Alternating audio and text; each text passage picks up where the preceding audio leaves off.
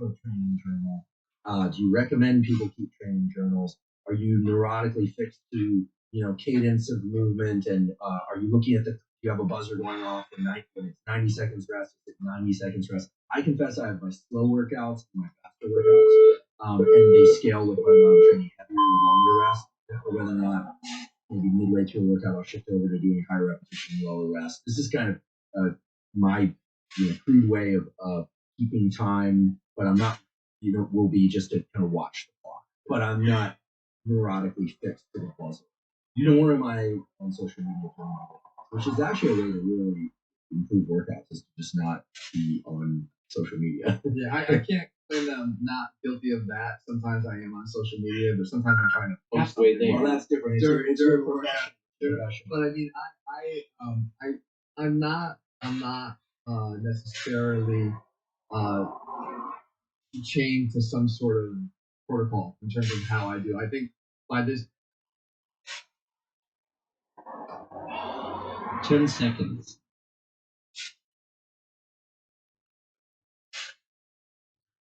I've been doing this a long time, and not only is it something I've done for a long time, but it's a passion of mine, something I really enjoy. So I probably inherently have the ability to stick to these guidelines in terms of rest time, to know what I lifted, even 6 months ago on a lift and how it felt without journaling it. But I recognize the value it has for a lot of people. It goes back to that whole mind muscle connection idea that we talked about in the beginning. Like, there's a lack of awareness for all aspects of training, especially when it isn't like you're halfway there. We're talking, you and I, from a position of interest. Like, this is what we do. We enjoy just how our bodies work and understanding how they work. Some people don't care; they just want the end result. But journaling and keeping track of that raises awareness to where, like, oh my god, I have been on Instagram for the last 7 minutes, and I was supposed to be back at my next set in 90 seconds. Like, there is a training effect. If you're training for a metabolic overload, you've blown that opportunity because you haven't. Your rest time was very important to that protocol working as it should. If you were training for strength, maybe the extra 2 minutes doesn't matter so much. When you get back under the bar, you might find that it's a better response for your body to rest even longer than you've been told 3, 4 minutes, 5 minutes. And so that way maybe it helps, but I think that anything you can do to increase your awareness of your performance and also give yourself some objective goal. Whenever we have an objective goal, it's a lot easier to actually attain. When you're just there to get a pump, you're just there to lift how you feel that day, you have to be incredibly disciplined in all other aspects of your workout in order to meet that. And I've done that too. I've actually been able to do that too. But again, the level of repetitions I've accumulated over the course of my life, and the amount that I read about this stuff, and I think I'm able to get away with that. But I think more often than not, what I'm doing is not journaling, but journaling in my head exactly what I think people should be doing, and that is getting a specific effect from what you're trying to do. It's not so haphazard. You want to get a specific effect. It's like any other experiment that you're doing. You're doing an experiment in your own body, in your own weight, which to me is one of the most empowering things someone can ever do. When they get bitten by the bug for exercising and training, and I like to use the word training rather than exercise. Behind it. But when they get bitten by that training bug and they start to see actual changes and results, you know how empowering that is, because we can't really control that many things in our life, unfortunately. There's some things that happen to us that we really wish never happened. And those are not something that we can do anything about. But this is one thing that we can do. Our best. We can't avoid disease entirely. We can't predict when we're going to die. We can't, do those things. But we can certainly decide to show up to the gym that day and get a workout in, go for a run or do something. And by doing that, you're giving yourself, I think, a better chance at a higher quality of life. So anything you can do to increase your awareness of it and keep you on track with that is, like, I'm endorsing fully. Couldn't agree more. I could not agree more. There is a topic, it's sort of a dreaded topic, but I think it's an important one, and that's the topic of nutrition. And rather than getting into specific meal programs, which would take hours and probably wouldn't even manage to scratch the surface even with hours, we could talk about principles around nutrition.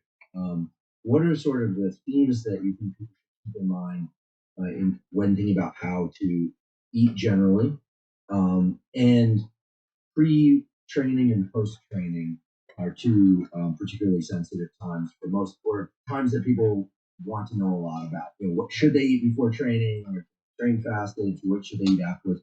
But just in general, what do you think are some axioms of nutrition that really hold? And I ask this because not because there's a lot of debate about this, but because you've been around this space a long time. Yeah. And you've seen what works for you, obviously, but for other people too. What tends to work, what tends not to work, and how should we think about nutrition? I mean, well, you've touched on that a bit, but like nutrition can be a touchy subject for people, and I understand where that comes from. I've talked about before that there's a dogmatic tendency to nutrition, and there's a reason for it because it's an area that people struggle with more than anything else. The reason why people struggle with nutrition is because the commitment is extremely high. You could start a workout program and 10 actually get to seconds. the gym 3 to 5 times a week. That's 5 hours based on how you and I were discussing it before. Well, what about the other 23 hours of each of those days? There's an opportunity to eat incorrectly or unhealthily. Every one of those hours, people wake up in the middle of the night to go eat. There are things that you can do that can cause amazing amounts of damage to your longevity in the 23 hours, not the 1 hour, the 23 hours. So when people finally figure out a way to make that work for them, it's very passionate.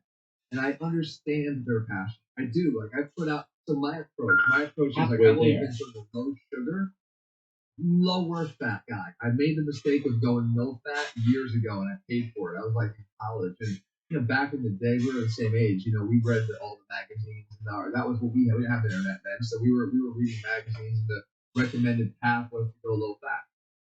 10 seconds. It helps you to become hypocaloric very easily because the density of the calories in the gram of fat versus the gram of carbohydrates and protein is 9 versus 4 for the carbs and protein. So if you're cutting out grams of fat on a daily basis, you're quickly cutting out calories that allows you to get clean. Well, of course, as everything, I mean, if a little is good, then a lot is better. So I would cut all of them out, or almost all of them. And at the age of 22, 21, I'm like standing at a stop up at University of Connecticut, waiting for the tram to come and bring me to campus. And I couldn't even open my eyes because the light was blinding. Halfway there. Was blinding to the photosensitivity I had. Learning later on after the courses that I took there in biology, how necessary that was for the development of healthy, cells. I realized what was going on. 10 seconds. Other stuff, skin was bad, hair was falling out, all kinds of stuff. So I think that the approach to decreasing fat so it's not excessive, because again, how calorically dense it can be, and having lower sugar. I'm a firm believer in sugar is really pretty toxic, and something that we would all do better getting rid of a lot of it. That is the best approach for, I believe, again, in my opinion, personally, for the overall big picture, because though the people can take exclusionary approaches to nutrition, like taking carbs out, or eating only fats and proteins, or again, I'm not saying it doesn't work for you. If it's the first thing that actually allowed you to gain control of your nutrition to the point where you actually saw results and got to a healthier weight, then I always say, then do it. But just make sure it's something you can do forever and doesn't bring upon other repercussions. But I think that non-exclusionary approaches to diets 10 seconds. The most sustainable for the rest of your life. And all I'm interested in nutrition is sustainable. So when I preach what I preach, I've been doing this since last round. I was 15, 14. People say like, how's he get so rich? I have been doing this for how many years? 30 years? 30 years. Low sugar. Yeah, 30 years. And in the beginning, it was a slow shift I had to make where I went from the worst diet in the whole world. Even when I was 14 years old, my breakfast was, I've talked about this many times, but like Entenmann's. I would eat Entenmann's, donuts. And halfway there. Yeah, the long monster. Yeah. They even took the whole out of the donut. Yeah. Exactly. Why would you delete the middle of the donut? Because the crumb donut. I eat them. I can taste it in my. I don't like sugar in my foot. Over the years, I've lost my appetite. Right. But as you talk about the engine sounds, I 10 really seconds. smell and taste the frosting. Yeah. And to me now it's disgusting, but back then it might have been appetizing. You probably have like really good information on this. Like my ability to actually remember, and they said smell is very evoking of memories, right? Yeah. So smell is unlike the other senses because there's a direct line, literally, from our sense of smell to the memory centers of the brain. It doesn't have to go through any intermediate stage. Okay, so my ability to actually recall exact taste of all the stuff I used to love is enough to satisfy me to not engage in those things now. As crazy as that is, I almost get my fill to remembering these strong senses of memory of what it was like. And, oh, that just was so good. Okay, that's good. I had it. So Fantastic. Yeah. That's the neuromodulator there. That's dope. Yeah. Your ability to get the dopamine release from the thought of something. Yeah, Most people, when they get that dopamine release, it causes a triggering of the desire for more. Right? People think of dopamine as pleasure. Dopamine, there's a great book called The Molecule of More. I didn't write the book, unfortunately, but someone else did. And it's a great book. And it's really about how dopamine, we think it's about pleasure, but it establishes. And so you're able to satisfy that. And it's a very adaptive thing for you because you are indeed very lean. Yeah. And that's one of your kind of hallmark things. And, as a professional who does this in the public space, that's important. When people are out there talking about getting lean, right. You look at them and you're like, maybe you need to do the protocols. It's a huge advantage. But yeah, I think that it sounds like you cultivated practices around avoiding certain things. Yes. Yeah. I mean, but not, avoiding certain things that I think are easily avoided if you realize that I think we have enough science and literature out there to prove that the altered path is a better path. You know what I mean? Like, I feel like if I was just doing it because I wanted to, 10 seconds. I'm not quite sure it would have held for so long. You know? And we have a guest that whose episode has been recorded for this podcast who runs an eating disorder clinic at the University of Pennsylvania Medical School, studies binge eating disorders, anorexia, OCD, and he will go on record, and obesity, and he will go on record saying that these very highly palatable processed high sugar foods of the sort that we're talking about, donuts and so forth, that they are actually dangerous, right? That there are elements of the way that they engage neural circuitries in neurosurgeon that reshape the brain in dangerous ways. And those are his words. And halfway there. Yeah, and it's not just enemies. I mean, I think they're not just enemies, right? Yeah, they're coming after us with what? With donuts. Yeah, they can't catch us. Sure. Right. In any case, so in terms of what you do eat, how do you structure that? In terms of when you look down at a plate, you've done these, you've described this before, but I think it's just a beautifully simple description because I think a lot of people don't want to do calorie counting and all this. How should people think about what to eat? So yeah, I have what I call a plate method, and it's just simple because it works for me. And again, if you're struggling with real eating issues, these mechanisms become admittedly less effective because maybe you have emotionally triggered eating and you can't stop at one plate. I mean, that you could get the plate right, but portions are out of control. Plate has a dimensionality of halfway there. Right. Then all these things can be challenged. But what I say is, when you have your plate, then you just simply look at it as like a clock, right? And if you just make a 9:20 on the clock, so one arm goes over to the 9 and seconds. one of the arms goes over to the 20. Well, then you're going to take the second largest portion, of that, and then you're going to make it and the largest portion is going to be your fibrous carbohydrates. So that's the green vegetables, right? So whether it be broccoli or Brussels sprouts or asparagus or pick your favorites. Like those are the ones that give us a lot of micronutrients we need. They're the ones that are generally accepted as more healthy, and they're also going to provide the fiber that's going to be both beneficial in terms of its impact on insulin, but also just through filling you up, right? And then I take the large portion of that and I devote that towards protein.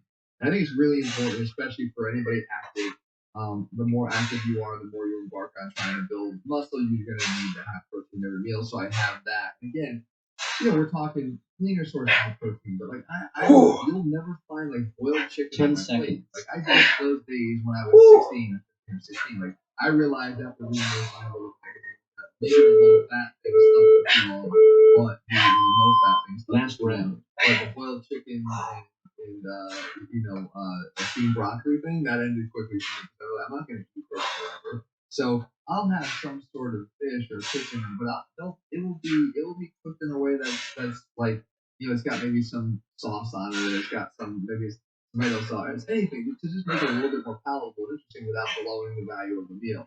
And then that last portion is where I put my starchy carbohydrates. And again, that's the part that some people say exclude them Halfway there. healthier, they don't work for you, or they're not beneficial long term. For me, it's been a godsend. And I do think I'm like most people. My body craves those carbohydrates. I choose things like sweet potatoes, which is my favorite, or I'll have rice, or I'll have pasta. I'm Italian, so 10 I seconds. pasta. And I will have those things. I'm not excluding them, but I don't put them in the portions that you generally find. My wife and I would go out. Ooh, that's a good Travel quite a bit, or used to leave for baseball too. There's a cheesecake factory over here, and I love cheesecake factory, but like the way they structure meals is it's all rice on the bottom and a little bit of chicken on top. I mean, it's a plate full of rice. That you wouldn't find me make a plate that way. I'm gonna just devote that portion of the plate to the starchy carbohydrate. And so it gives me a little bit more responsibility in terms of portion control. Because those are the foods, again, probably dopamine driven, that are most easily overeaten. I always ask the question, how was the last time you ate 10 chicken breasts? Like, you're getting sick of it after maybe 2 or 3. But you could eat a whole hell of a lot of carbohydrates, starchy carbohydrates, because they're just so satisfying. I think those triggers, as you said, that you want more, like, that's what happens. Like, you just keep, even when you're feeling full, you want more. And that's the biggest danger to carbohydrates. So if you can develop some sort of discipline around them, then you can still enjoy them. If you can't develop that discipline for whatever reason, then maybe they do become something that you have to work yourself around or adopt a different eating style. As I said, I'm never to the point where I'm not trying to be dogmatic in my approach. I'm always trying to say this is how I do it, and I'm a believer in it, just like everyone else is a believer in their method. But I'm open to the idea that something that works for you and gets you to a healthier weight and a sustainability, like that is good. That's good for me. Provided it doesn't introduce other issues. That's something one can do consistently. That's something I picked up from you over the years. What can you do consistently? And for me, that also meant when, and how can I eat? What can I eat consistently that will also allow me to be alert after lunch? I can actually get some work. Or eat. I like 10 to train seconds. fasted in the morning, but I don't do any long fast. It just so happens that I'm fine doing water and caffeine in the morning and training in the morning. And then Let's go. but I get carbohydrates at night. So my glycogen is really cool. I think carbohydrates are wonderful. I just don't eat them in excess. So to me, I feel like when what you described is a very rational, literally balanced approach. And obviously there will be variations for people who are dealing with obesity or diabetes, or I've got friends that are on the carnivore thing. I have friends that are vegan, and it's always impressive to me when somebody can stick to anything consistently. Except when they're just poor behavior. There's nothing impressive about that. Well, I think that's very helpful because I think for the typical listener of this podcast, the online content that people see, the battles are very confusing. They're distracting because people really think, that there's a right way. 10 seconds. It sounds like the way that one can eat consistently over time is healthy. Certainly, if you were processing, almost everyone agrees on that, right? So I think it is it's calorie manipulation through some other method, right? So even in the fasting, like you said, like that could be. It's for people that are grazers. Like if you are a grazer, your real problem is portion control over the course of the day, but you can respond to a rule that says no, you're eating between here and here. If you can obey that rule, well, you're not going to be able to graze during the times that you might be doing additional damage. So, Halfway there. sure, there's other hormonal benefits that people talk about from that approach, but from a longevity standpoint and habit forming standpoint, if it's fixing the habit that you're breaking too often by eating throughout whenever you feel like you walk by food, it's good, and it works. And again, 10 seconds. People will tell you can probably eat whatever you want to eat as long as you're eating within that window. But I think the more responsible people who are practitioners of that will say, no, you still want to avoid processed sugar and things like that. So, and that's just the mechanism of eating that way, a diet, right? But like, it's. I think that people. I hate this. I hate to be as basic as it sounds with that, but it's for the exact reason that it's that 24-hour day phenomenon that's like, you said you're impressed. It is impressive. It's so hard to control all of our behaviors, and food being one of the hardest things, one of the biggest temptations for people. You gotta learn how to control it for so long, and then do it day after day after day. Whatever that mechanism is that works for you is impressive, and I'm a believer in it. I think that's how I feel. I just want people need to be able to be given some range to find what 10 seconds. Well, I love to eat, and one of the beauties of weight training is I feel like I eat plenty for my age, and I'm not as lean as you are, but I'm happy with Last that. round. I could always do better. But, each year, actually, I've getting better, probably because I'm eating cleaner, or because I also have someone cook for me now. And we Always like, helps. and we like, I have that too. we like healthy food, and so I'm very fortunate. I don't think we have any packaged food in our home. We started making sauerkraut at home. I don't make it. Well, my wife actually, she turned me on to a tip that I actually shared with the whole channel, which was like, you can go to Halfway there. we have food Leonards around our big grocery store chain around us, and they have a catering department, and they're often used for catering big parties and big of grilled chicken, but like really good grilled chicken, again, not the boiled chicken, but they're big tubs of sweet potatoes, and we'll get a bunch of those. 10 And she'll seconds. go over and she'll get them, and she'll sort of arrange them on plates and put the plates in, and like, I'm okay with the better meeting. I think more people are probably okay with the better meeting than they think. I think that when you actually break down how many different breakfast variations do you have? 3, 2, 2 or 3. Yeah. So like, I think when people do, there's more variety for dinner probably, but like, even there, you probably get 5 different types of dinners, over the course of a week or a month. Well, if you have that ability to identify the things that you like, again, no plan is going to work if you're eating stuff you don't like. It's not going to work forever. Nothing will. You have to really enjoy what you're eating. As long as these variations of this meal are something you really enjoy, and there are limited versions of them, the reproducibility of that is simple. It will take some time, but if you're fortunate enough, in our case, to have somebody who can prepare it for you, now that's even part out of the equation.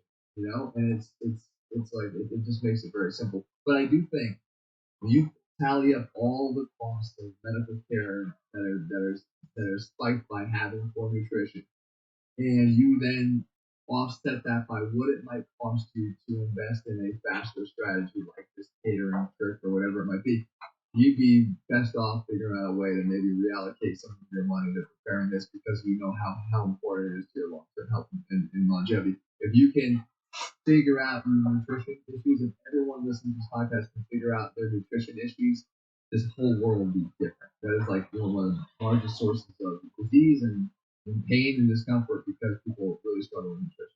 Yeah, and it's a huge problem. Yeah, I mean, obesity, it is an epidemic in this country. It's very, very serious. Also, a lot of highly processed foods are more expensive. Yeah, when you really break it down, even the better source of high quality foods are right 10 there, seconds. far less than the processed foods, for sure. But a couple other questions as it relates to training, because I think that one thing that a lot of people wonder about, and maybe we could do this in kind of a true false method, just to get through some of these. Exactly. Men and women should train differently. The science will say false. And again, not to generalize, but kind of the point we touched on earlier today, I do find that casually interested women in training Halfway will there. migrate more towards certain types of fitness, like kickboxing, like dancing like low rest circuit type. yeah. And I think whatever it is that you're going to engage in regularly is what you should do. Physiologically, no. And I think if we can get more women to feel more comfortable in the gym, performing the same exercises and the same in receiving the same strength training benefits and working on progressive overloading, like yeah, we did the holy grail. But I think that it's a big bridge that has to be gapped still because there's just some reality to some. There are very my wife is from example of this. We're living a very complicated, busy life.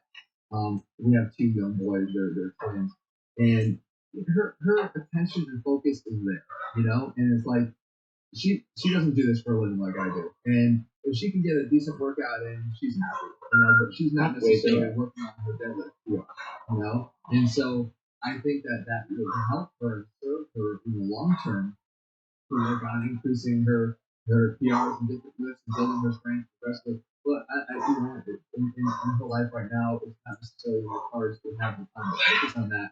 So we discourage, this other thing that she might find interesting, like some boxing, I don't remember the brand, but like one of those punchable boxing stand-up things, and she enjoys it, and like anything to get you moving is going to be preferable, but I don't think that she didn't want to do it. You started weight training pretty young. Yeah, I messed around, with my brother because he was older, he was 4 years older, so I was kind of messing around with age probably 13 to 5 pound dumbbell. Yeah, you hear that young folks can work out with weights. I don't know if the going standard is now. They say, shut down lumber and go those plates, this sort of thing. You've got two young boys, adorable kids, by the way. Yeah. One of the things that is really heartwarming is to see that you're in great shape because you're bright, you know your craft, you love your craft. You work with Jesse, who we'll talk about as well. Which is great. 10 seconds. Camaraderie there, and having great teammates, part of the business, it just makes life better. Let's just be honest. And we've got great teammates on the podcast and that, as well. That's right. But to see your boys and your dogs and the whole picture, I think so. I'm sure it has a lot of contours and complexity that we don't know about and shouldn't know about, but it's a beautiful picture. And real day weight training. I've seen the videos of one or both of them hanging from the bar. These kids are natural. I wonder where they go. I don't even encourage it. I'm not the dad who's sitting there saying, "Let's go, somewhere." We're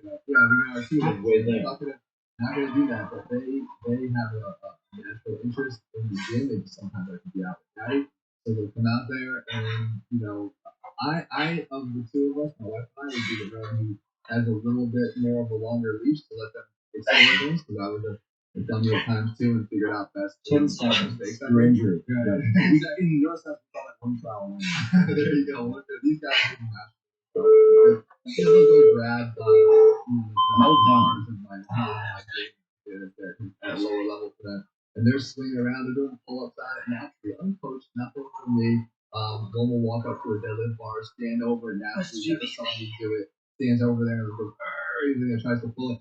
So there's a definitely an inclination for liking the gym, and I will fully support that. But of course, bodybuilding will be good for quite a while. Yeah. So what age do you think is reasonable for kids to start exploring a non-body weight? I think around 13. I think around 13. Once puberty, I think it's okay to start to, because there's so much.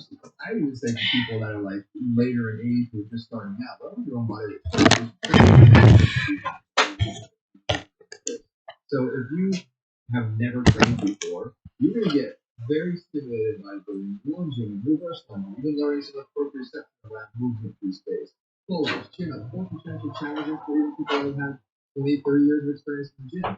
So there's a lot of stimulus to be had by body weight, and jumping straight to dumbbells or barbells is actually doing this on the surface. You can learn better command of your body in space. So when you go back to the bigger lifts, you're going to have an easier time sort of progressively loading them and building up that foundation of strength. I'm not saying that you have to become a master calisthenics athlete before you can touch a barbell. That's not even true. I'm just saying there's so much capacity. Kids are going to be doing this anyway, and maybe just be careful play. They are jumping. they are lunging, they are climbing, they are pulling. Like that's what they do, you know. So why I don't know where the avoidance of like structured training is in younger kids. Again, provided they're using body weight, maybe less ballistic movements or something like that, or certain overload movements. I think we should encourage kids to do more. There's a lot of obesity in kids on the rise also, and that is incredibly disconcerting to me. So I think, and I hope it doesn't come from the advice of some that say, well, wait until you're older to start doing something. Right? That's a way worse trade-off than engaging in something smart now. We used to get kicked out of the house when we were kids. Oh, my mom would kick us out. I had a huge pack of boys that lived on the street where we get kicked outside. Like literally, we're not allowed in the no television. There were video games, and of course, but we were kicked out of the house. Right? Let's just skateboarding, softball, but see, post training nutrition. We're the same age. Years ago, I sort of neurotic about the idea that I had to ingest a certain amount of carbohydrates and proteins within 2 hours, then it was 90 minutes of training. I confess, if I train hard, I'm talking about the resistance training, but the resistance training, 60 to 90 minutes later, I'm really hungry. But there have been days when I just skip and then the hunger passes, and then later I might eat twice as much later. That's just the ridiculous go. But what are your thoughts in terms of the nutrition science, the training related effects of the post training meal? Is it something that you try to get? Is it something you think people should pay attention to? So that science has probably been the most that has changed more in my lifetime, honestly, because again, we're the same age. I was falling into the same trap, where I would really be focused on. Like, I'm risking speeding tickets driving home from the gym. Making sure I got an anabolic window. I did all that. I really did. But thankfully that's been sort of debunked, and your body isn't just rushing through these certain periods of time to utilize the nutrients in our body. They're able to use them over a much greater duration. Up to now, they're saying 3 to 4 hours after training, 5 hours after training, you can still see the benefits of replenishment. A lot of that is just I think there's a consistent element to it, that just utilizing a post-workout window or a post-workout meal, even if it's within 2 hours or 1 hour, is just ingraining the habit of saying, listen, I just did this activity, and now I want to replenish some of what I lost, the energy that I used to the exercise that I did. And just getting into the routine, knowing that the engine is ultimately fed by what we put in. And the concept of replenishing the fuel loss is still a concept that I think, again, different mechanism, but still important in terms of fueling the overall performance. So, the pre-workout period of time gives us a chance to actually have a longer window, because if those nutrients are obtained pre-workout, it's not like they're gone in that hour that you train. They're still there and with your body. So I think it's important to get one of the two, right, or at least make sure you're consistently having one of the two, or you might risk going through all these periods of having no nutrition to support your efforts. Not only your workouts potentially suffer in terms of your output, but then you're also not providing your body the ability to capitalize on an opportunity to feed it and refuel and recover. So I'm not very dogmatic about what specifically to eat pre or post workout, but I do think you should have protein surrounding your training, whether that be ahead of time or after. Protein can be a little bit hard to digest for some people, so if you do that pre-workout and your workout's slogging because you don't feel good, then certainly you put that after your meal. But this whole concept of the urgency of time has thankfully been removed, and we can just learn to eat a little bit more responsibly and drive more responsibly, so we're not trying to rush on to the gym and just away. I think it's but I think it's great, because I think that was something that it just showcases a belief that people had for so long that has since been proven to be not that important. And there's a tip tap towards in a good way, where it's like, all right, I think we could all agree that this is necessarily true. and look at yourself and say, oh my God, so yeah, like I did that with my thinker, but then you realize, okay, but you can always make a change, and the good thing about nutrition is those changes can happen the very next time you go to eat, and you'll start to see the benefits of that. So I'm not a big believer in that strict approach to pre or post workout. I mean, even as far as pre workout supplements, a lot of people don't take them. A lot of people don't like them. They don't take them. They don't like. They're not necessarily even being used as the nutritive side of the pre-workout. They're just more used to fuel the workout. For me, it's water and something. Yeah, I mean, it's whatever. Again, I think it's important. I do think it's important to maintain a high level of output. So Give one. your pre-workout nutrition requires